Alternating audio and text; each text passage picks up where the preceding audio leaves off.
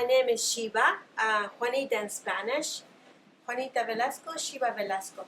I'm a Mayan from the highlands of Guatemala, and I come from Neba, which is about 7 hours from Guatemala City.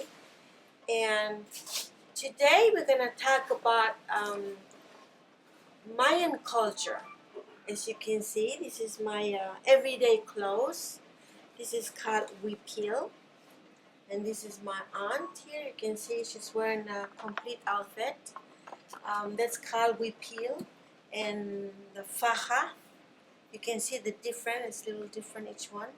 And corte, which is the skirt.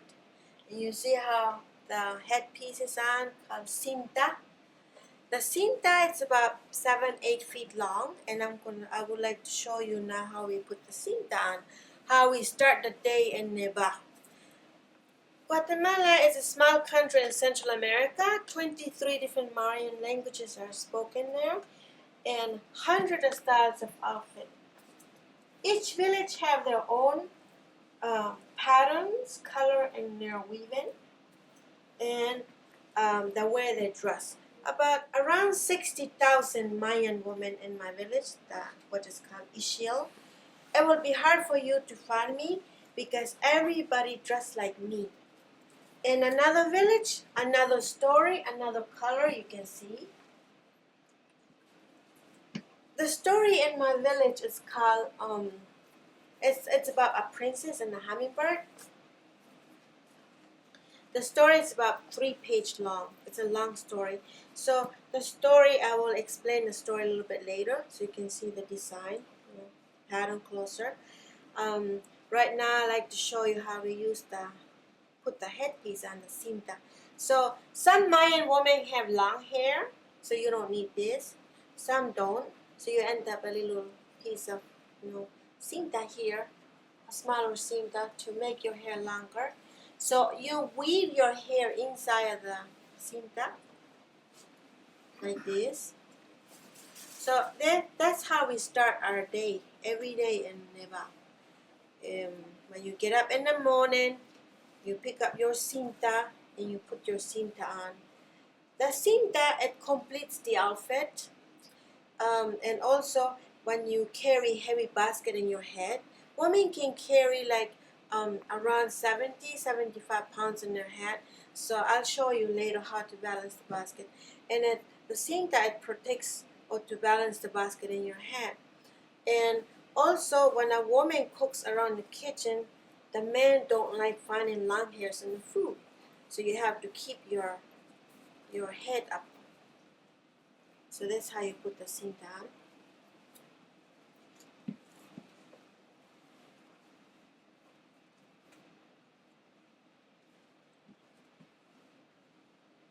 It doesn't take long to put the cinta on, but like teenagers, it takes them longer because they want to make sure everything's perfect, especially if they have a boyfriend. So that's how you put the cinta on.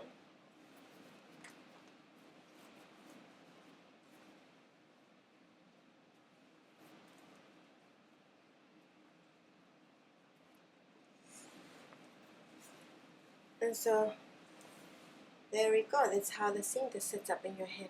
So if you can move around, it doesn't fall out because the hair is weaving inside. See? And this is called sute. The sute also takes about 4 or 5 months to make the sute. And the same story in the huipil, the same story in the sute. You have to memorize every details in here. You can't just weave anything that you want. It has to be a traditional story that's been passed down from generation. I learned the story from my grandma when I was about 7 years old, and I have to learn the colors, the detail, every detail.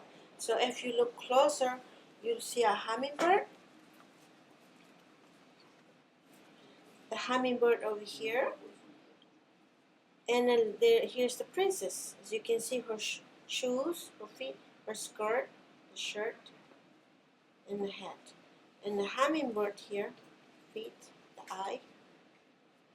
Long ago in the story, we used deer.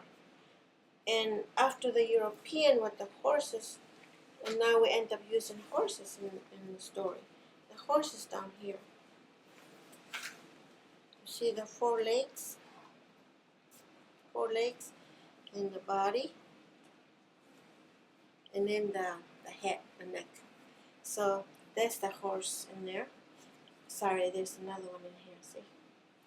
So that's the same story that the sute have. Now the sute is used only for special occasion. When you go to the market or in a wedding, in a special ceremony, then you wear the sute, with the complete design. You can see the same design as here. But every, regular day, we use a shawl that is called rebozo, and in Ishil it's called ishpu. It doesn't have no patterns. It's like this. And so we just use it the way we use the sute also. So if we go to the market or visit our friends, you can't go out like this. Today that's how the teenager do it. We'll talk about that a little later. But traditionally, you have to, when you go someplace, you have to wear a suit in your shoulder because it completes the outfit. If a person walks outside or in the market or someplace without a suit, it would be like American guy dressed up with suit with no shoes. That's like the suit to us. So, and then also, if you walk far away, miles to go to other villages, it's sunny day, there's no umbrella. So you have to put this suit in your head to protect the sun. On your head like that. See that? Or if the young girl, if they meet their boyfriend on the way, then they hide their face like this. Many reasons for the suit. In the rebozo, the shawl, we use it to carry the baby in our back also. And then the other side, you don't see nothing. See that? We weave the sute at the same time we make the patterns in here. And so I'll talk about the weaving a little more later as I demonstrate the weaving, how the weaving is done. The faja, it holds the belt. It holds the skirt, of course, but also when you carry heavy stuff, baskets in your head and your back, you make sure that you tight your faja at the belt, very tight, because as you walk up in a mountain, carry heavy stuff, it gives you muscle, And I see that a lot of women, if they don't carry the belts, you can't carry many, pounds of heavy stuff in your head, so it helps. I'm sorry, I almost forgot. The patterns, it's almost the same as, the same story. It's the same story. It has the same story as the wipil shirt. And this side is a different story. You see the white, it presents the European or the Spanish that arrived in Guatemala. And the color red, it presents the Mayan. And I don't know if you can see the black, the strip black here. It presents our loved one that passed away in the war. So the reason that there's white, there's red, because if the Spanish will set the Mayan, the Mayan leaders wanted to make sure that if the Spanish will stay in our village, or stay with us, we want to make sure that we keep our culture and they stay in their own culture. So that's what it presents.